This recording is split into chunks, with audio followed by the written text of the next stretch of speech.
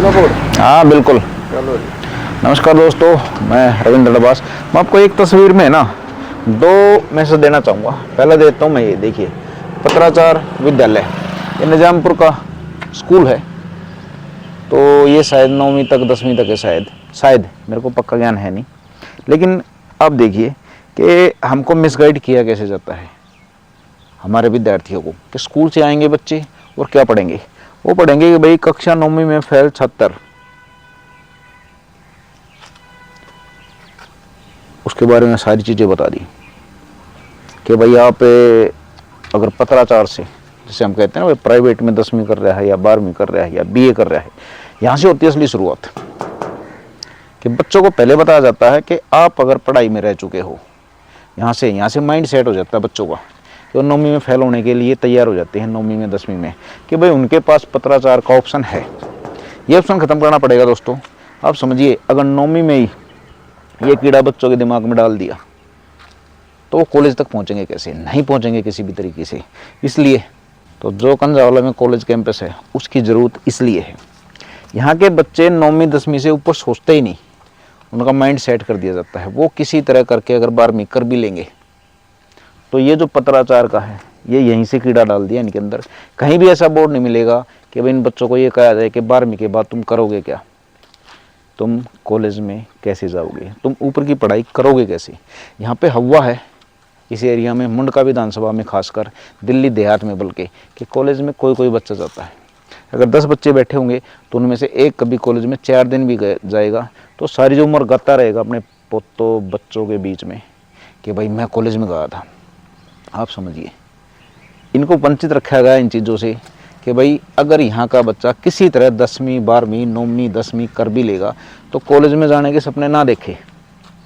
तो पहला तो होगा दोस्तों ये। अब मैं आपको दिखाता हूँ दूसरा पॉइंट। ये लड़की महिला Asian youth game kabaddi Bahrain gold medal लेके आई है, खुशी छिल्लर। आप डिटेल पढ़ सकते हो इनमें। इसमें सारे नेताओं ने फोटो छपवा रखी है। इतिहास है मुंडका विधानसभा का। इसमें फिर खिलाड़ी भी है और इसमें सब कुछ आप देख सकते हो।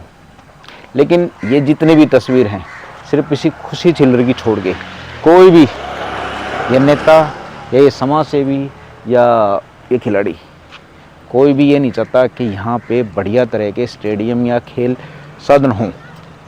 अगर ये चाहते तो क्या नहीं होता? तो अगर मान लीजिए ये खुशी छिल्लर है, एक लड़की है, अगर इस जैसी लड़कियाँ और भी होंगी, अगर वो चाहती हैं तो कैसे होगा? वही बात है, 10 में से कितने पॉइंट के बच्चे पहुंचेंगे? 10 में से भाई साहब एक भी पहुंच जाए तो बहुत बड़ी बात है।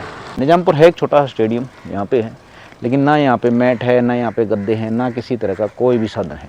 सिर्फ क्या है कि ये जो निजामपुर के खिलाड़ी हैं यही आपस में मिलके कर लेते हैं। थोड़ा बहुत जो है एमएलए या भाई एमएलए हो गए या सांसद या छोटे मोटे जो नेता हैं, वो कभी वोटों के लिए अपने लोभ लालच में आते हैं तो इनको कुछ 10-20 हज़ार रुपये दे जाते हैं और वो थोड़ा बहुत काम भी करवा देते हैं यहाँ पे।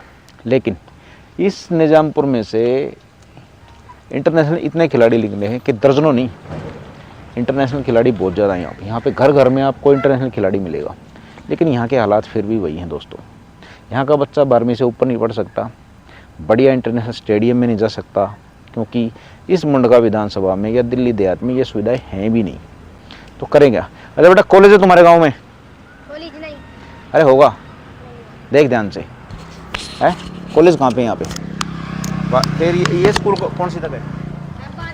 12वीं तक। तुम कौन सी क्लास में पढ़ते हो? चलो ठीक है, हम जाते हैं। नाम बताओ अपना। कार्तिक। क्या नाम है? कार्तिक छिल्लर। और वाल्मीकि। और बेटा तेरा क्या नाम है? कृष्णा वाल्मीकि। चलो हाई करो, बाय करो। हाय। बस जाएगी गड्डी तक। राम राम भाई, राम राम राम राम।